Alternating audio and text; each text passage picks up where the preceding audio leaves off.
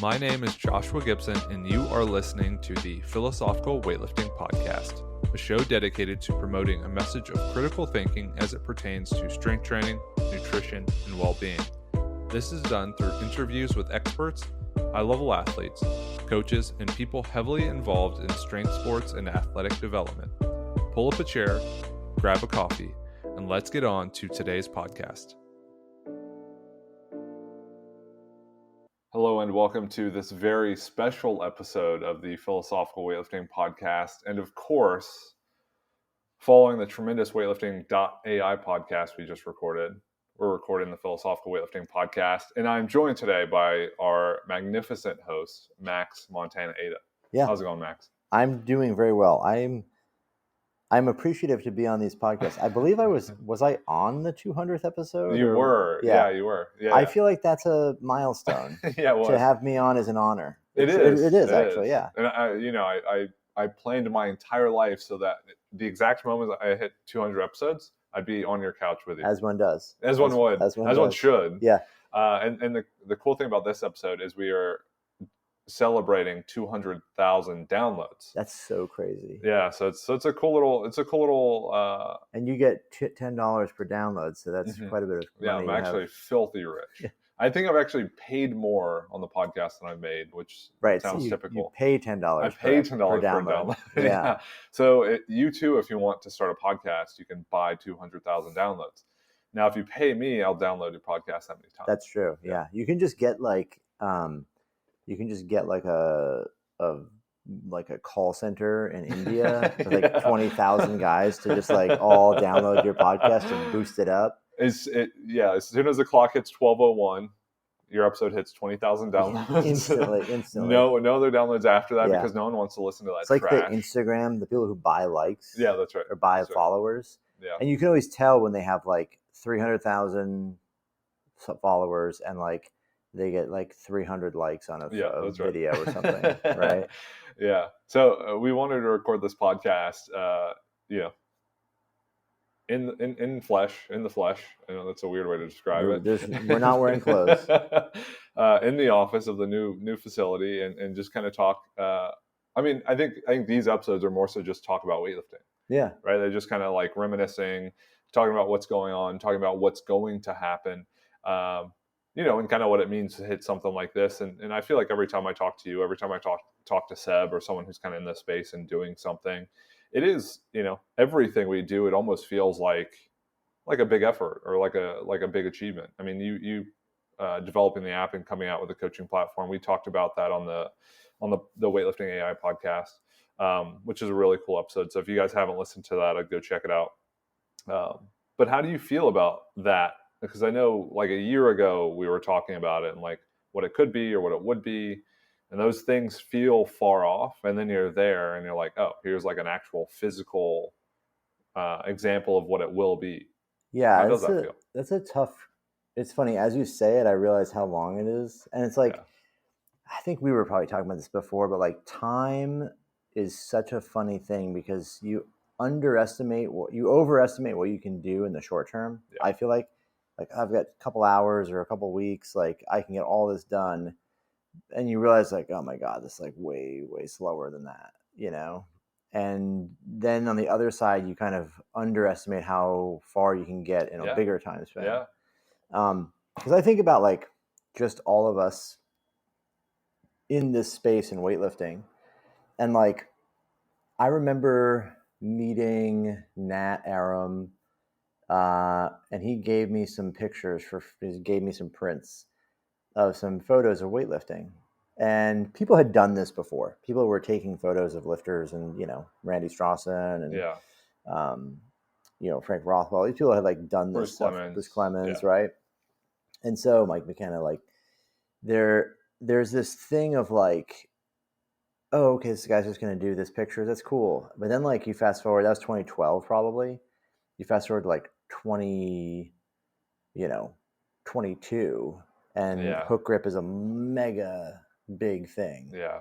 The same with Weightlifting House. And you like talk to Seb, like I remember doing a podcast with Seb. Yeah. And like, he was like in his bedroom or something doing it, or he was like some weird spot. Like he had to be like, like under covers or something, right? Like to like, you Yeah. know, Yeah. and then like now he's huge, you Yeah. know, and the same, like, you know, I remember like just starting something, you just kind of keep attacking at it, keep doing it. Yeah.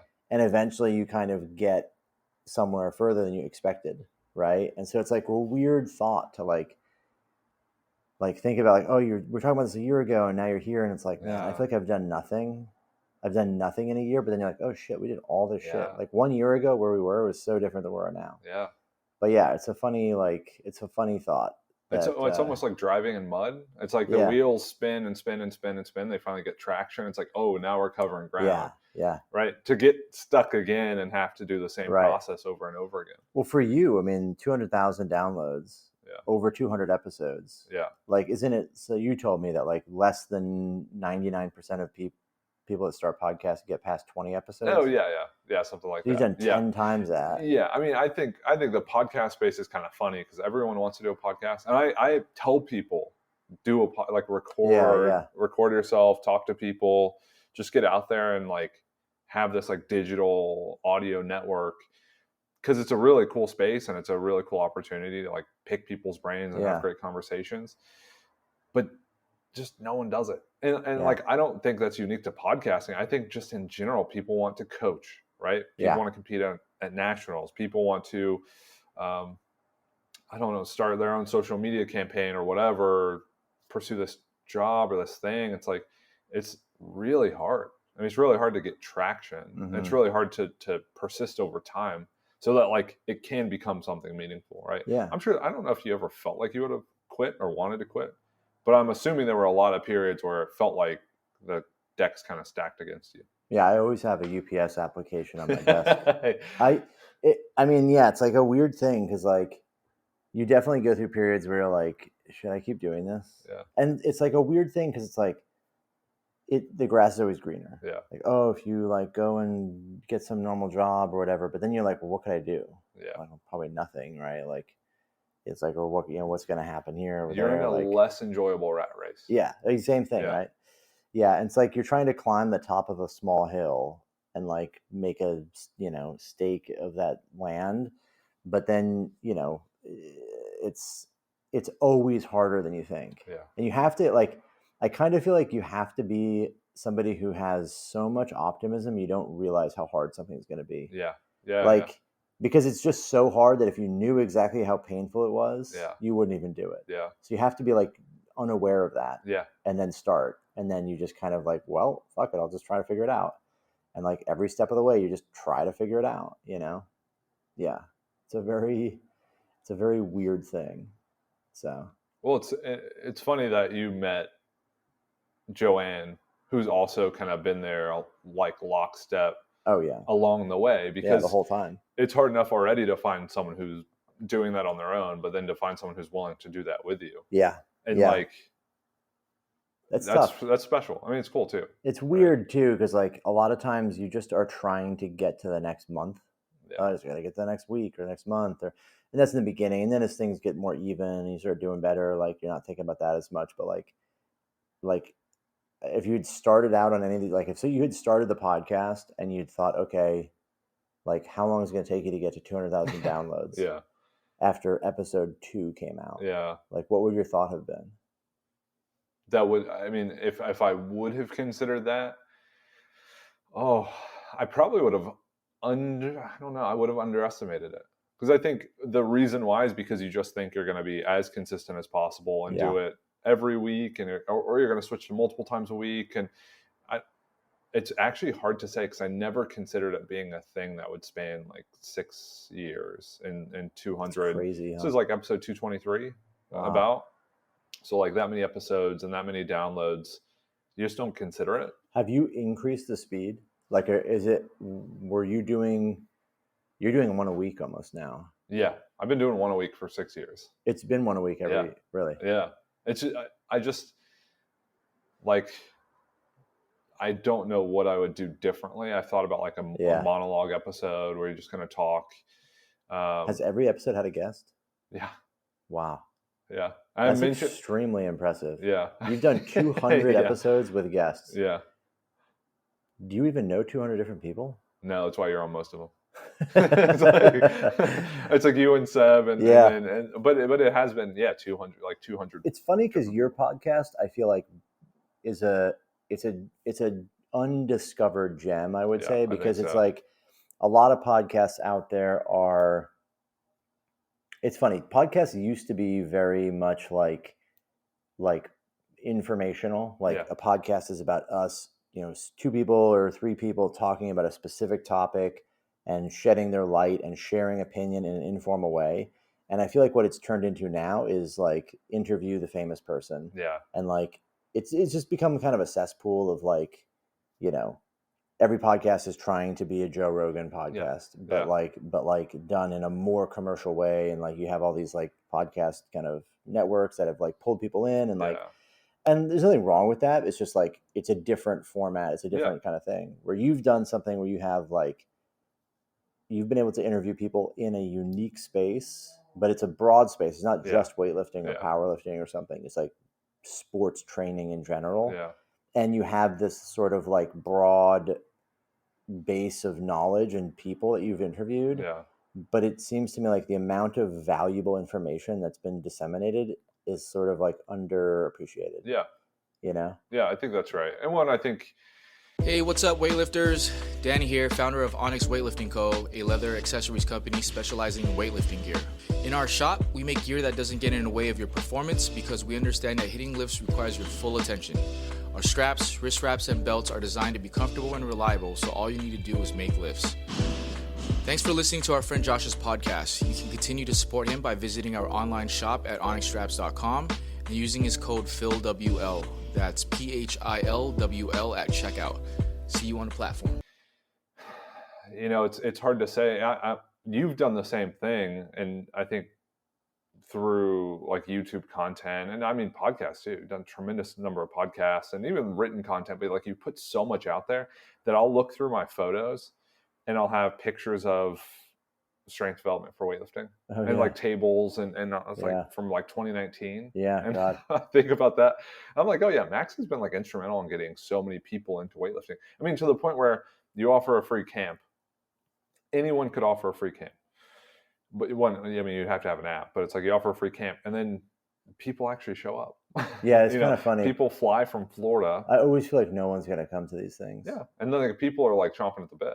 And like, honestly, sometimes it just feels like more limited by reach or like the ability to reach versus the actual people. And shorter notice, like a few months, people usually need more time than that to like take time off. But yeah, I'm always in this weird spot with all this where it's like, I think from day one, because I came into this and it was very different than it is now or was 5 years ago or 10 years ago.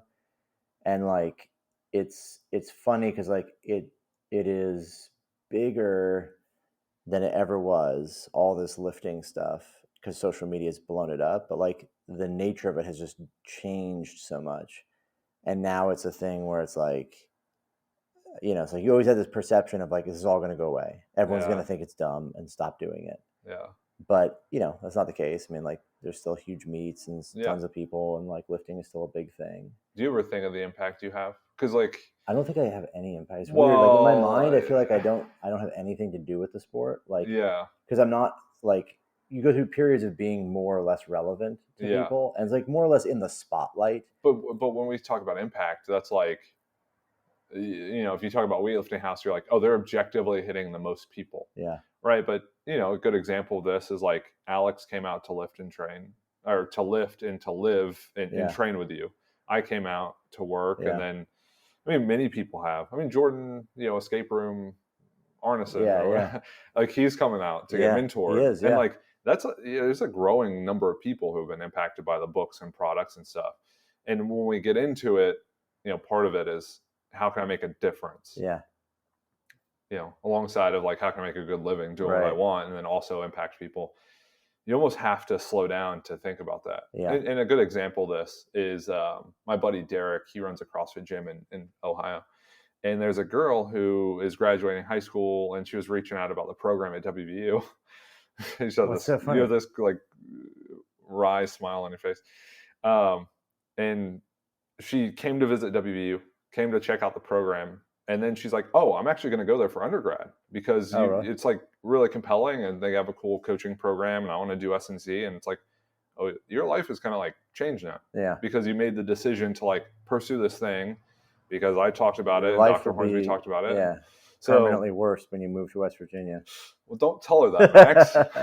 but the idea is like, oh, that's a tremendous impact. It's like, oh, people are like changing their lives because of Weightlifting House or Weightlifting.ai or whatever it is. Do you ever think about that?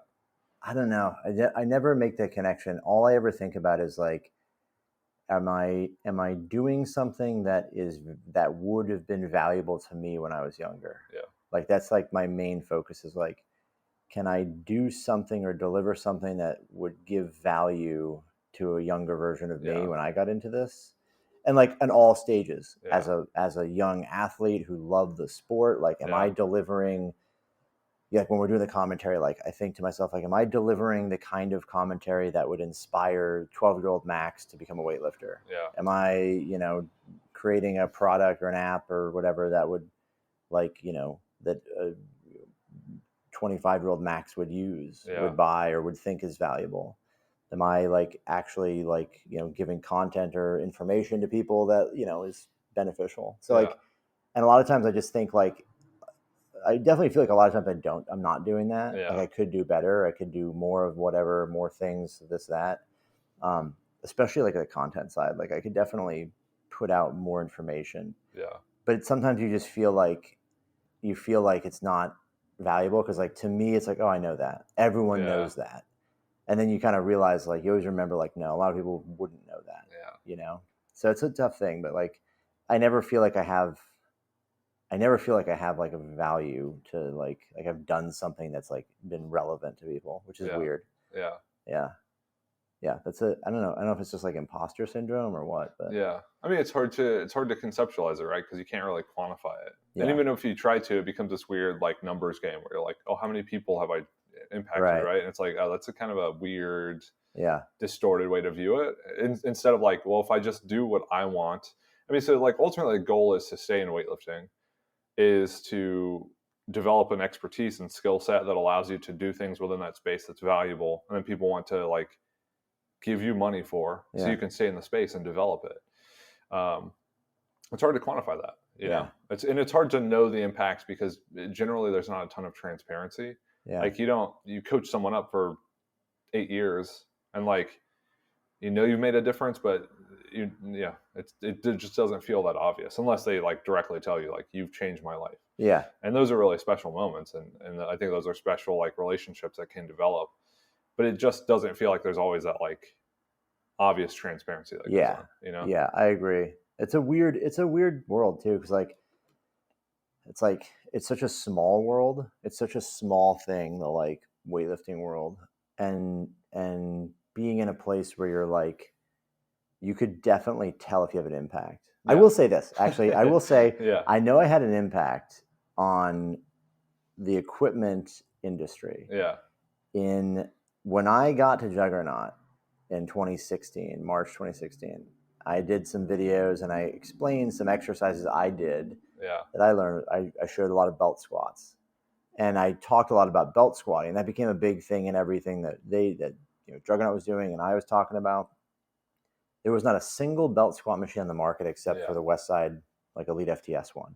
I'm sure there was like others, and maybe the Pit Shark existed, but like it was not a thing that people talked about. Now it's like that's like the most common knowledge in the world. And I'll take credit for being one of the first people, not the first ever, obviously, because I learned it from someone else. But where did you learn about belt? Boris Shako. Boris Shako showed me about some of these. Like he did it with a pin and like holding it with the hands. And then I started doing the belt squats and put the belt on. Like people had done it. It wasn't like that. But it was like it became much more popularized when we started talking about it a lot. And then suddenly they're making machines. And I bought one from Rogue a couple years back, and the guy messaged me. He was like, "Hey, we follow your content. Like, thanks for all that." Wow. And it was kind of funny because I was like, "Can I get a free belt squat?" No, but yeah, like those kind of moments where you're like, "Oh, this is just something we do. It's something I do, and it works." And But yeah, you think about the impact of certain things that maybe like I guess other people have done that would do that, but it's hard like to feel an impact, like that you had an impact on a whole community of people. Right. Like Weightlifting House has, for sure. And I probably have, I just don't think about it as much. Yeah. But it's like, yeah, it's a funny thing. It's weird to like try to, it's not a thought to be like, oh yeah, I influenced all of this, or I had some impact. Well, it feels like, egotistical. Yeah. But like, to be fair, I think those are the most meaningful aspects of it. So, and I mentioned this on podcasts, but in my living room, I have like a TV that's covered by a Weightlifting House flag, but then I have all like the, really nice cards that people have written me. And I got one from, I coached at a competition a week ago. Coach Liz showing 6 for 6, snatched a PR, clean and jerked a PR, had a blast, like best meet of her life.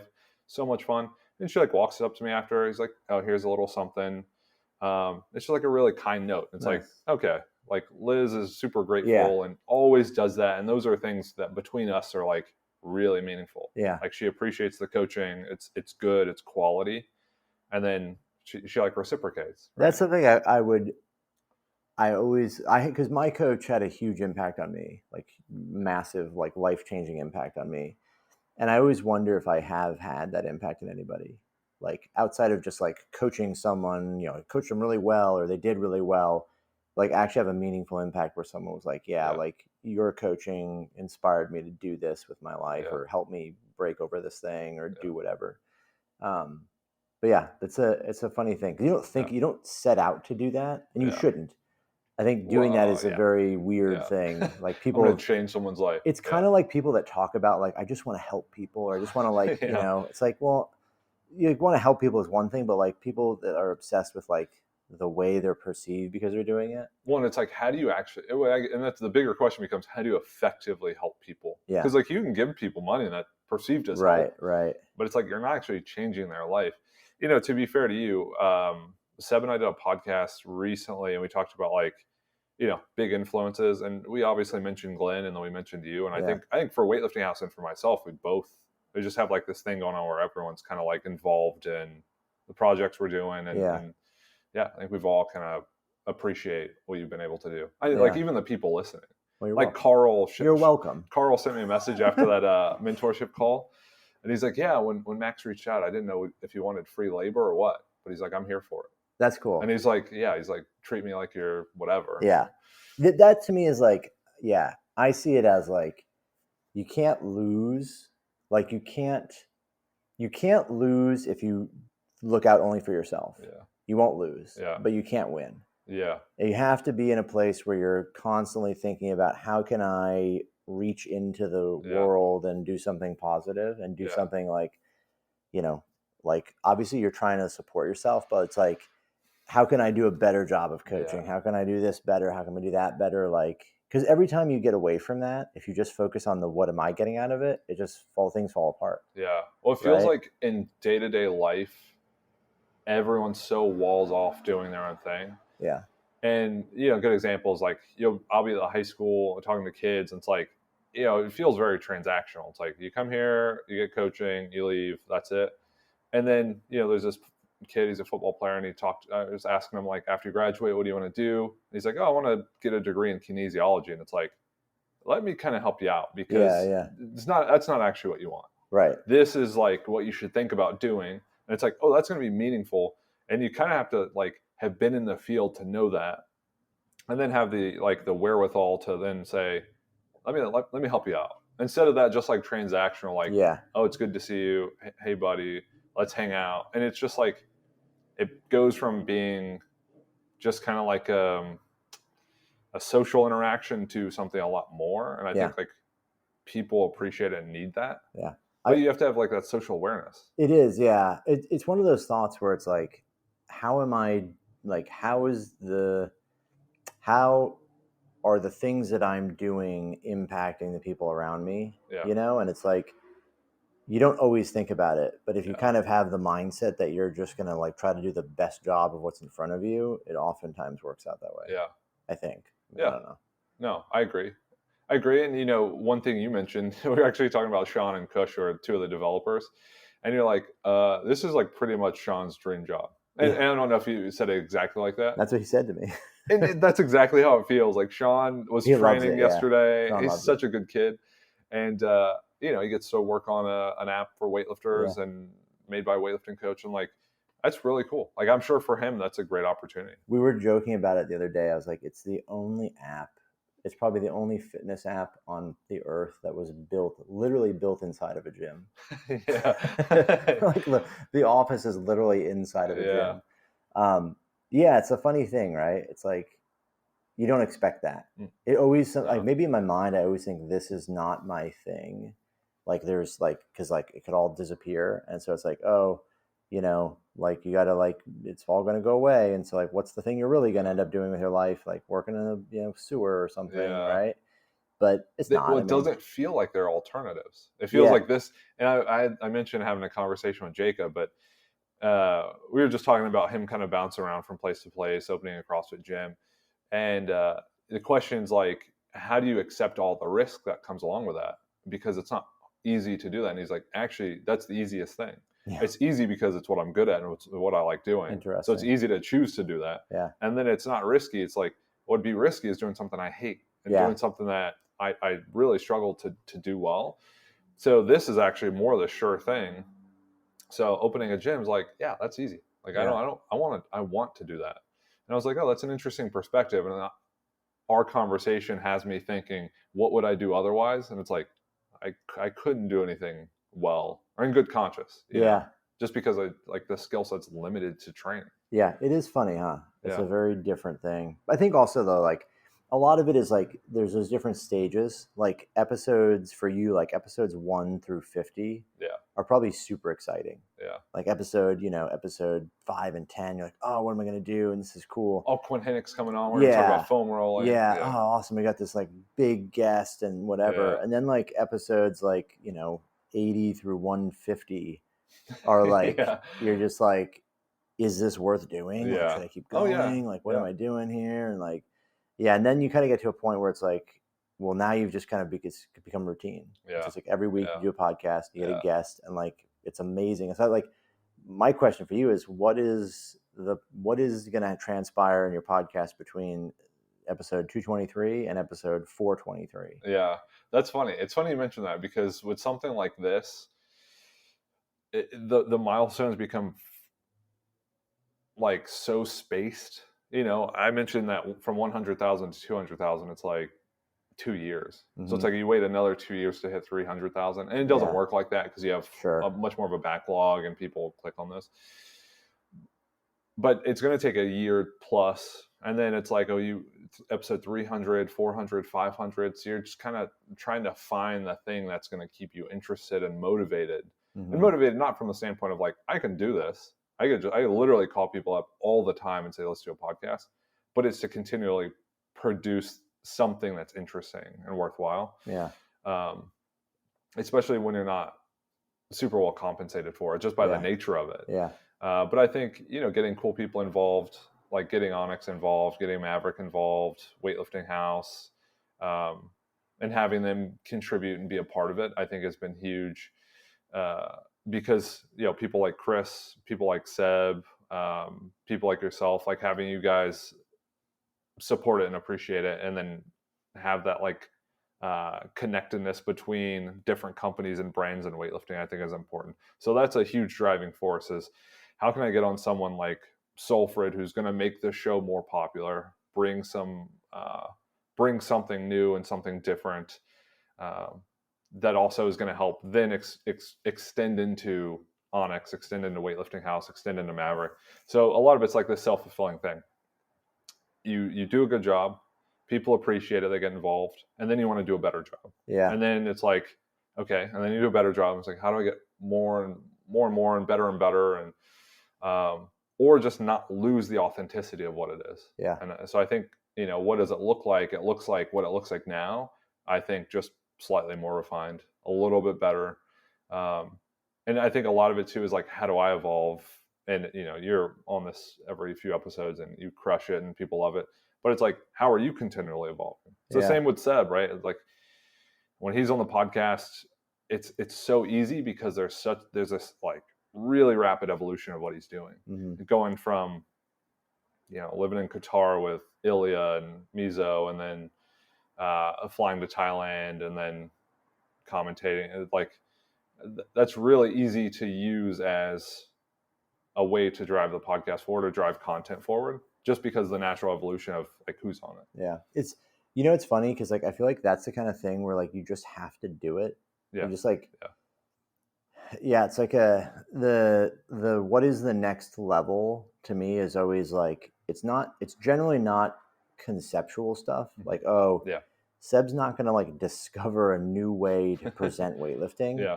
So it's not innovative in the sense that it is like coming up with a new way of doing something or coming up with a new thing. Yeah. It's execution. Yeah, that's it's right. like, how can he present, in Seb's case, how can he present weightlifting in a better way? Yeah. How can he present weightlifting in a more, a more palatable way, or how can he bring it to a new audience, right? And same like with us, it's like coaching. It's like you're not going to invent a new coaching, like, or you're not necessarily going to invent something new from the perspective of like, oh, this has never been done. What you're going to do, it feels like, is generally execute something better. Yeah, you're going to develop tools that let you do a job better, or build, in my case, like build software that lets you, do things in a better way. Yeah, or get the right group of people together who can make it more of what it should be. Right.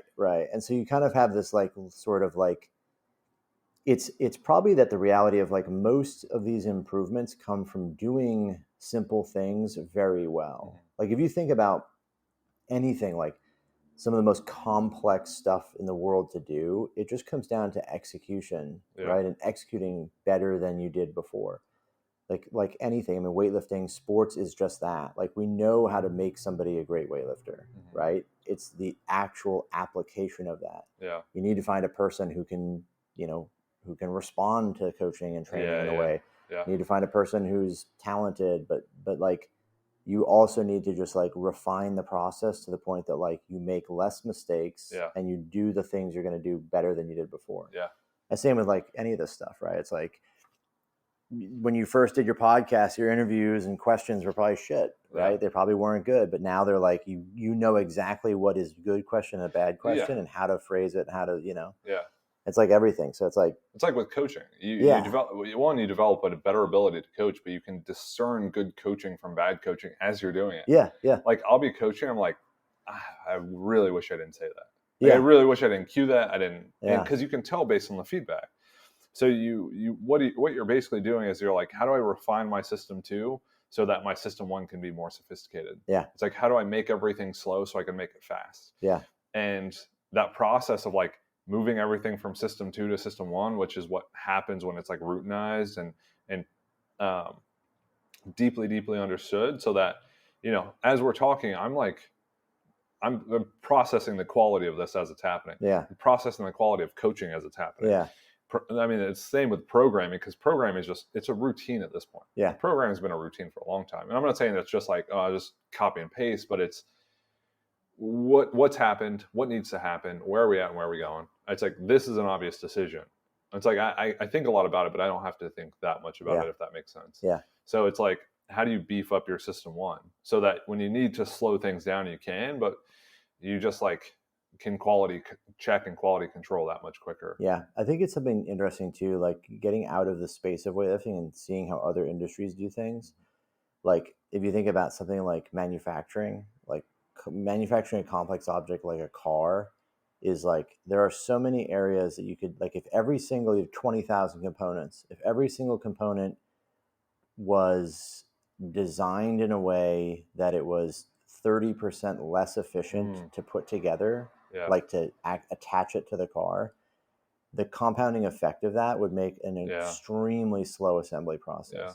And the other side is like, if you found a way to remove a gram of weight from every component that you put into the car, that would have a profound impact. Yeah. And like, if you continue to do these tiny, like, how hard is it to remove a gram of weight from some object and still have all the integrity it needs, right? It's like, those are extremely hard, right? You think about like a space shuttle or something, it's like all of those little iterative things and tiny processes have been the thing that drives this massive change, right? And so it's like, 200,000 downloads or 223 episodes is one of those things where every episode was just a matter of like, just get in front of the microphone and record. Yeah. And then when you record it, you learn a little bit. And the next time it's like, oh, make it this long and ask these questions and, intro and outro like this. And you just keep refining and refining and refining. It's like you get that iterative nature of trial and error, but you end up at something down the road that, like, if you tried to start there, you might be paralyzed by trying to make it perfect. Yeah. Right. Well, you can't copy it. Yeah. And it's also, you don't learn the method to get there. The method is like, the method allows you to continually get better. But if you just try to start and copy something, you can copy it right off the bat, but it's going to stop there. And if it never gets better, you're just kind of stuck. Well, and I think that's where, with coaching and with content creation, all this stuff, what you're ultimately doing is you're like, how much information can I fit into everything that goes on in my brain, so that when I process it, it's processed kind of underneath awareness, and then I can manufacture and edit and change. Yeah. So it's like, how do I learn so much about so many things, or so much about so few things, that when I put a product in or create an idea or have something, I can just like play with it, and then like, oh, this is the product I have. Okay, I didn't have to do a ton with it. 90% was done, and I can tweak the last 10%. And a good example of that, like if I sit down to write an article now, it's like, I want to write an article about the snatch. I could write 20 pages about snatching. Yeah. That'd come relatively easily, but it's more so like, what style? It's like, what's the main theme?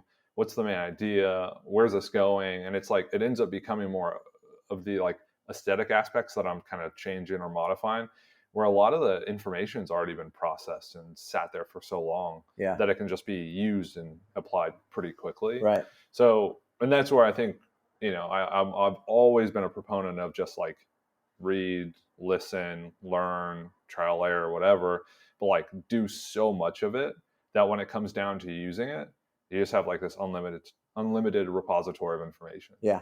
Yeah. It's interesting, because when you actually understand how you get from there, point A to point B like this, it's like you realize how much work you really did. Yeah. But sometimes you don't, when you're in the middle of it. You never appreciate it. Yeah. I think you don't appreciate it. I think about it all the time. Like the way I understand training or programs or something is like so different than it was when I started. Yeah. Like to the almost like comical degree. Yeah. Well, it's like you develop a sophisticated way, but it's like a singular way, and then you get exposed to a Shaco. Yeah. And you're like, oh, okay, I've been opened up quite a bit. Like, let me modify everything that exists. But you have something to modify. If you just got exposed to Shaco before you understood training theory, it's like, so what am I doing? Like, how do I program like this? And it's like, not how do you program like this? How do you use those strategies to change what you're doing now? Yeah. And like, it's all funny too, because like you don't understand what you don't know. And so it's like a weird existence to like have no, like you're unaware of your own ignorance. Yeah. And the one thing you can be aware of is that you are ignorant. Yeah. So you don't know certain things. So you have to assume that you don't know much of anything. Yeah. And if you have the awareness that you could be ignorant, you have to assume you're ignorant about everything. Yeah. Because it could be that, like, oh, I think I know this, but I know that I don't know it. Does that make sense? No, it does. And we were talking about in class, like biases and fallacies. And one's the Dunning-Kruger effect. Right. And someone was saying that it's like one of the most commonly like committed errors. And it's like my understanding of the Dunning-Kruger effect is that it always exists, and it might exist in varying amounts, but like, because we're so limited in what we know, you just know such a small band of information. Yeah. We're always committing that. We're always committing and being held hostage to the Dunning-Kruger effect. And it's more so like, how much noise is there in the station? Yeah. So like, you can manipulate the knob and change the frequency and like kind of make it clear. There's always going to be noise, and there has to be, because you just can't consider the number of variables that exist in a complex system.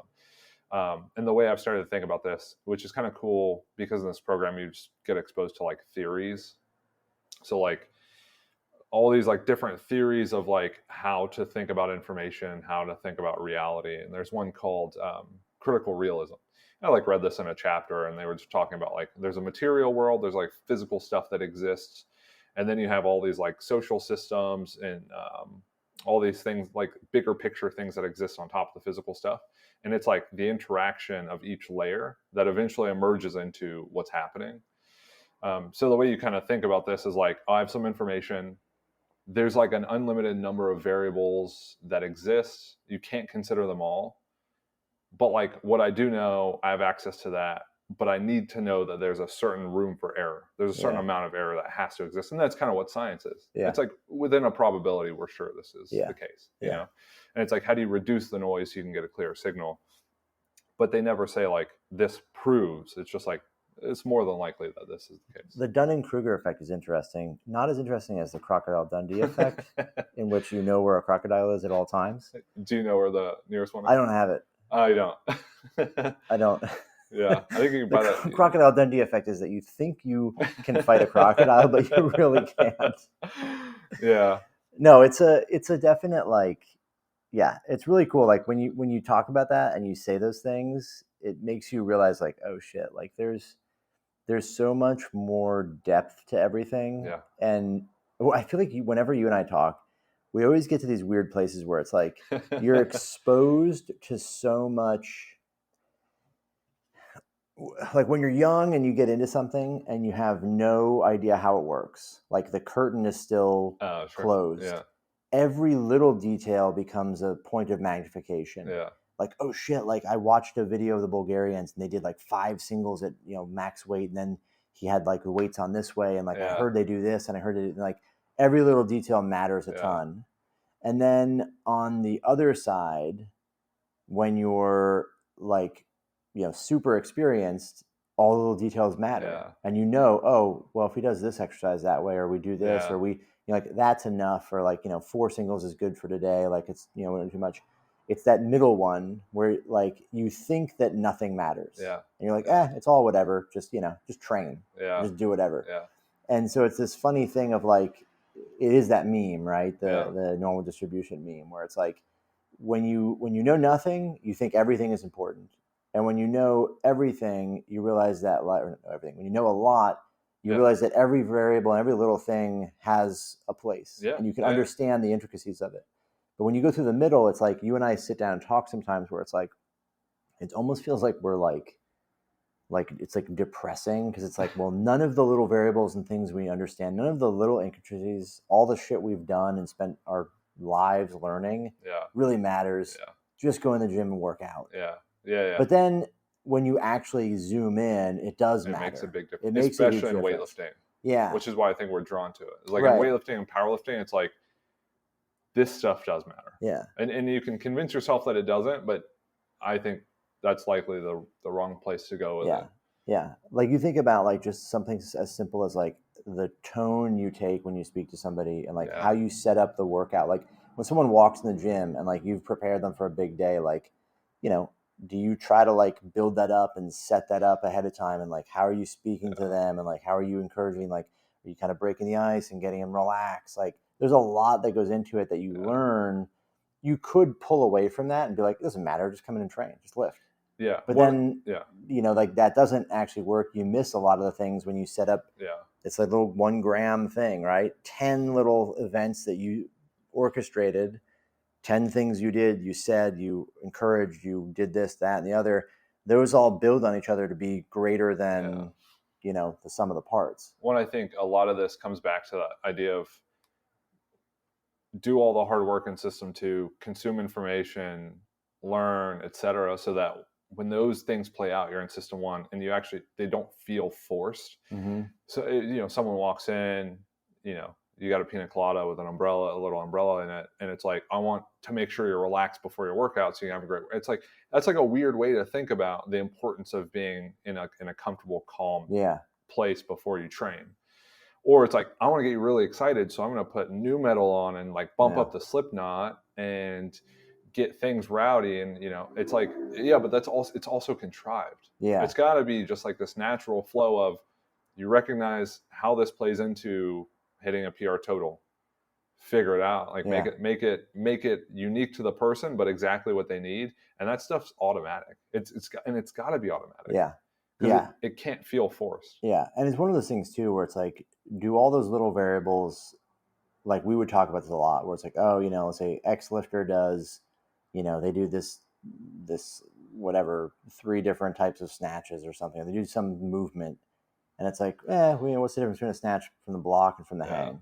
And like, at 30,000 feet, not a lot. Yeah. But like, I don't know, like if I'd have done a lot of block snatches, I might not have got that much out of it, because I could have gotten my back stronger with hang snatches. Yeah. Right. Or whatever it is. So it's like, it is a subtle thing, and it is a difference, and there is something that needs to be acknowledged. And it's like, when you try to gloss things over too much, it gets really depressing, because it feels like nothing matters, right? Yeah. Well, there's this idea, and I like this as an example, is you could say that free will doesn't exist. And you can make an argument, whatever. But the belief in free will has like a statistically significant effect on different aspects of your life. So it's like, even if it doesn't, the belief can improve aspects of your life. So even with training, it's like, even if you don't think it's meaningful, the belief that it does is probably going to help. So why not have the belief? It's funny, as we have this conversation, I'm realizing like maybe my approach sometimes I get despondent, thinking it's not important, but then it's like the 1 gram thing. It's like, removing 1 gram from one component seems so insignificant. But if the process is always to remove a gram, over the course of, many iterations, you might remove 20 kilos. And that has a huge impact on efficiency and all these other things. And like, changing the angle, like, it's fine. You can like put this component in and screw it in this way, but like your wrist has to bend weird. Yeah. But that costs you so much money down the line, because, everyone's wrists are hurting and they have workman's comp. And so it's like, you don't think about the tiniest little thing has a ramification when it's done, many, many times. It's because we're caught in this like narrow bandwidth of time where it's like, this 3 minutes matters. Yeah. This 3 minutes is the most important 3 minutes. It's like, what about 3 years? And it's like, that's hard to think about. Yeah. But if you just lean into, well, if I just record this podcast, maybe in 3 years, I'll be at hundreds of thousands of whatever. And not that that's like a meaningful number, but it's significant. And it's a process orientation, right? Yeah. It's like, that's the essence of it, is that like you're focusing on the process, which is like, make a video, make a podcast, like record an episode every week. Yeah. And if you do that, then you can have something to iterate on. But if you think about like, I just have to get 20,000 people to listen to a podcast, or 200,000 downloads, it's like impossible. Like, there's only one. That's a byproduct of process orientation. Well, we always, and I'll wrap up with this because Alvin's been sitting in his car for however long. Oh, the door's unlocked. You can come in. Yeah, I'll grab him and show him the space. But we always think anyone can do this. I was talking to Sulfred, and I was asking her, like, how many podcasts have you been on? And I asked this to Olivia too. And it's like, okay, Sulfred's one of the best weightlifters in the world, just like star, is a stud. She's like, oh, I've been on 2 podcasts in different languages. This is the first American, like, English podcast. Wow. And I was like, oh, so anyone could do this, but no one's going to do this, right? Like, no one's going to do this thing. Same with Olivia. It was her first podcast. Wow. Olivia's like the best American weightlifter, like female. So that's, it's like, cool. Oh, okay, so you're introducing this like new thing to the space of, okay, other people might be interested in getting Olivia on a podcast, and then it becomes a thing. And so everyone can do it, but no one will. You know, that's kind of the mindset. True, right? I feel like we always have. Like, anyone can build a weightlifting house. Anyone can go to Worlds. Yeah. It's funny talking to Seb about this, because he mentioned like how easy it was to get media credentials, show up to Worlds and film. Yeah. And I was like, that's insane. I don't know why he said that on the podcast, because like so many people are just going to do it now. And he's like, oh yeah, but I also had to spend thousands of dollars and spend this much time there and do.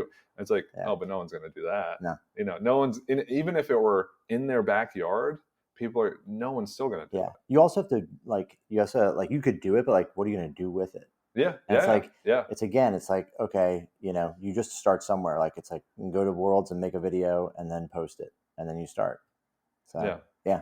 All right. So, Max, when you do this on the Weightlifting.ai podcast, you always go first. I'll choose not to. I never do. I always let the guests go first. If people I never realized that. No, I mean, I'll change that next time. You shouldn't. No, it's your podcast. If people want remote coaching, if they are, desperate need of a remote coach, like really desperate, like very desperate, like spoiled milk in the fridge, but they're still going to drink it. Where can they go to find you? You can find me at Max_Aita on Instagram, Facebook. You can email me, contact@teamaita.com, or check out my website, teamaita.com. Yeah. And if people are interested in following me on Instagram, that's @spoiledmilk. Kidding. That's @Josh_PhilWL. That's PHILWL. It's philosophical weightlifting everywhere else. And until next week, we will catch you guys on another episode of the Philosophical Weightlifting Podcast.